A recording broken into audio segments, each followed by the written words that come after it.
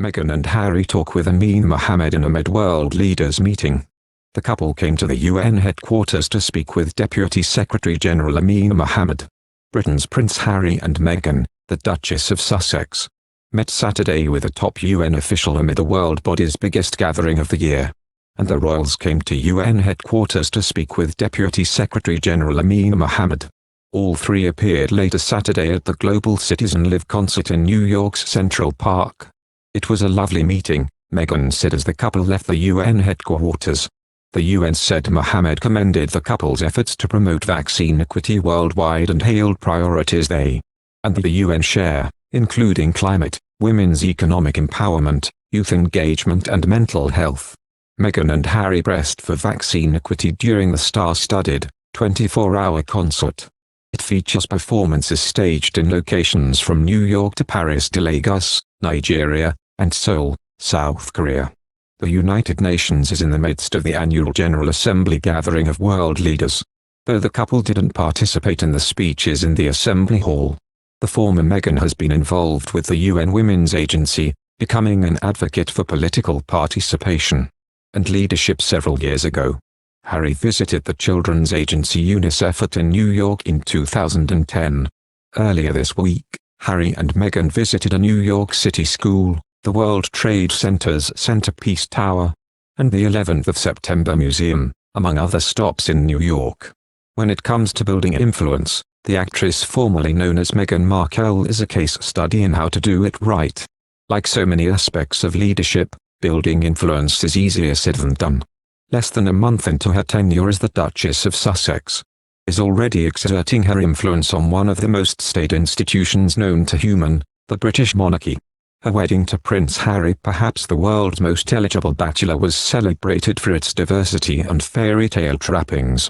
The diamond tiara originally worn by Queen Mary, the open carriage ride through the town of Windsor, the star-studded guest list. But beneath the sparkle, a close analysis of Meghan's approach to her new role reveals her to be a brilliant practitioner of the rules of influence that any leader would do well to study.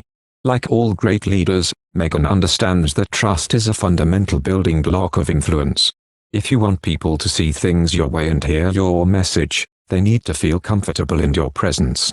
Soon after the announcement of her engagement to Prince Harry, Meghan began adopting body language cues typical of royalty, such as an increasingly sedate wave or the Duchess slant. Mirroring the physical cues of people you're meeting with sends a subtle message that you understand them and can be trusted.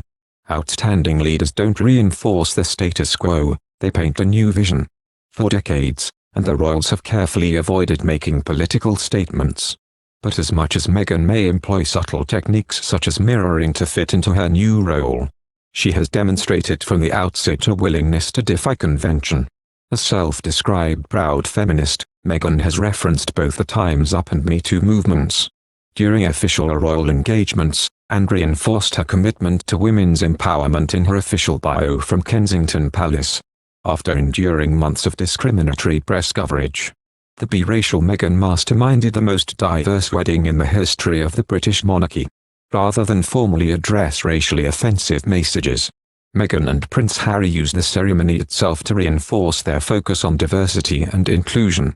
Specifically, they employed a rule of three, a principle from storytelling whereby a trio of events is considered more effective than a standalone appearance. Meghan's wedding ceremony included three notable appearances from the black community, including a Karen Gibson's Gospel Kingdom Choir, the Reverend Michael Curry and cellist Shiku Kanemason, and the royal wedding was a made-for-television affair. "This was a well-produced show," says Elaine Louis, a celebrity blogger who covered the royal wedding for CTV. "This should not be surprising because this woman comes from television and she put show business into that show.